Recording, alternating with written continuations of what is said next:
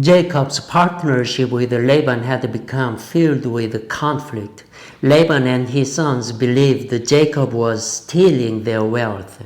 Laban's flocks had hardly grown, while Jacob's had grown dramatically. The more Jacob prospered, the more they resented him.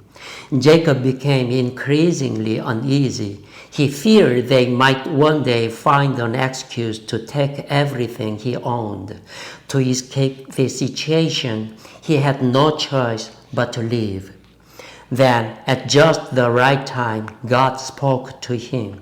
Go back to the land of your fathers and to your relatives, and I'll be with you.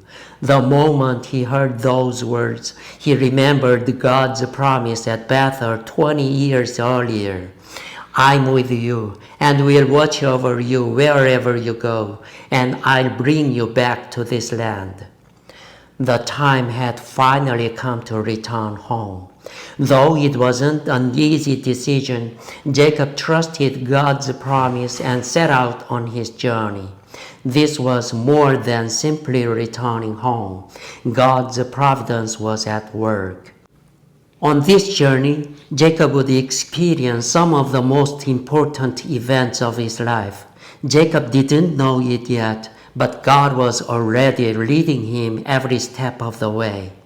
Jacob and his family quickly got everything ready and set out. It happened to be the sheep shearing season. For shepherds, sheep shearing was much like harvest for farmers. During this season, the shepherds gathered together to shear their sheep and celebrate with food and drink. Laban's household gathered for the celebration, but they didn't invite Jacob. Taking advantage of this occasion, Jacob quietly slipped away. The road before him was the same road he had traveled 20 years earlier. He was now a wealthy man. He had a large family and large flocks, yet the fear in his heart had not changed. It was much the same as it had been 20 years before. 3 days later, one of Laban's sons came running to him. Father, Jacob had fled. He disappeared with his family and flocks. Our household idols are gone too. Laban was furious. What? Is he trying to steal our household's blessing too? I'll catch him, no matter what it takes.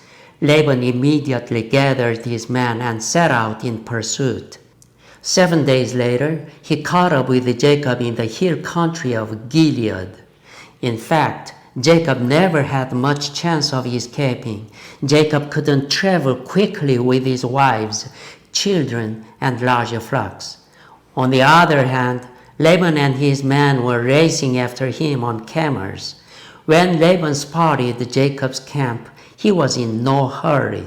He camped some distance away within sight of Jacob's camp and spent the night there.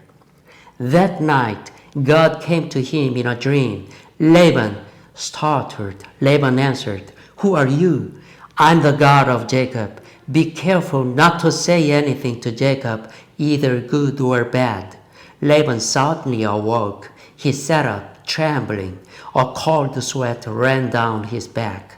Stepping outside his tent, he looked toward Jacob's camp, quietly resting beneath the moonlight. Everything was still. As he paced back and forth, lost in thought, the eastern sky began to brighten. As the morning sun rose, Laban and his men rushed into Jacob's camp. Jacob's heart sank. Is this the end? Will I lose my wives, my children, and everything I own? Climbing down from his camel, Laban shouted, "Why did you carry off my daughters as though they were captives taken in war? If you had told me you were leaving, I would have sent you away with a great celebration. But you gave me no chance even to kiss my daughters and grandchildren goodbye." Jacob stood there in silence. Then Laban said something unexpected. "I have the power to harm you, but last night your God told me not to do anything to you." Jacob could hardly believe what he had just heard. So God had been protecting me. He had kept this man from harming me. He answered, I was afraid you'd stop me from leaving. That's why I left without telling you. Laban replied, If you were determined to go home, I understand. But why did you steal my household idols? Jacob answered immediately, What are you talking about? I didn't steal them. Search everything we own. If you find them with anyone among us, that person shall not live. Jacob said this because he had no idea Rachel had taken them. Laban began searching the camp. If he could find the idols, Jacob would have no defense. He searched every tent, but he found nothing. Finally, he entered Rachel's tent. Rachel had placed a camel saddle on the ground and was sitting on it. She said, Please, don't be angry that I can't get up. I'm having my monthly period. There was a quiet rebuke in her words, as if she were saying, Why would you even come into your daughter's tent at a time like this? Laban replied, I'm not accusing you, but I have to search. I understand. Please search wherever you like. Laban searched carefully. Still, he found nothing. There was only one place left, the camel saddle Rachel was sitting on. But how could he bring himself to search it? Who could have imagined that a woman would be sitting on the household idols during her monthly period? Laban came out empty-handed. Jacob looked straight at Laban and said, Did you find what you were looking for? Laban said nothing. Jacob poured out what he had kept inside. What have I stolen from you? Why have you chased me all this way as if I were a criminal? I'm your nephew and your son-in-law, yet you've deceived me and taken advantage of me again and again. Do you have any idea how much I've suffered because of you? Do you know how many nights I lay awake in tears? Jacob's family and servants stood nearby, silently watching. Someone began to weep, then another. Soon everyone was crying. Jacob's voice rose even higher. For 20 years I watched over your flocks. By day I suffered under the burning sun. By night the freezing cold kept me from sleep. I never caused you a single loss. I never ate one of your rams. Not one of your ewes miscarried while under my care. Whenever an animal was stolen or killed by wild beasts, I paid for it myself. Yet after all that, you never treated me fairly. You changed my wages 10 different times.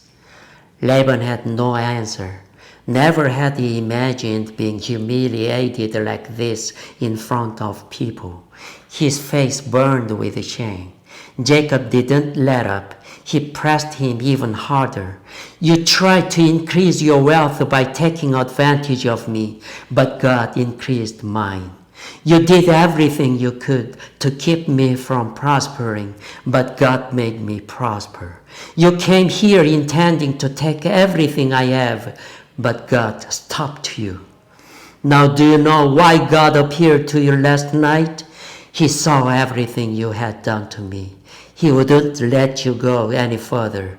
If God had not been with me, you would have sent me away with nothing. Every word Jacob spoke pierced Laban's heart like a sharp thorn. Laban's attitude was softened. My son, these women are my daughters. These children are my grandchildren. How could I possibly harm my own family? He finally managed to calm Jacob down. Come, let's make a covenant. The two men set up a stone pillar together. Then they gathered more stones and piled them into a heap. Laban said, I'll never cross this heap to harm you, and you must never cross it to harm me. Let this pillar and this heap of stones stand as a witness between us. The two men swore not to harm one another. They invited their people to join them. Together they ate, drank, and stayed there through the night. Early the next morning, they embraced and kissed each other goodbye, and then they parted. But it was no joyful farewell. There was no promise that they would ever meet again. They simply agreed not to become enemies. Then each went his own way. Neither left with peace in his heart. Neither walked away with a light step. Neither looked back. 20 years earlier, when they first met, they had welcomed each other warmly. Now they parted with their hearts cold, leaving behind nothing but painful memories. It was a lonely farewell, one that should never have ended this way. As pilgrims in this world, we experience countless meetings and partings. Woven together, they become the story of our lives. When our meetings and our partings are beautiful, our lives become beautiful. Meeting someone is important, but perhaps knowing how to part is even more important. When we part well, we leave behind no lasting regrets. To look back and say, the time we shared was truly happy, we must learn how to part well. Whenever we meet someone, a day will come when we must say goodbye. In that sense, every meeting also marks the beginning of a farewell. So while we are together, let's love one another with all our hearts. Then, when we look back, we can smile with gratitude. But sadly, that is not always how life turns out. Not every meeting and parting is beautiful. Sometimes we begin with joy, only to end in disappointment. Sometimes, like Jacob and Laban, people walk away carrying nothing but wounds. What should we do then? We must guard our hearts until the very end.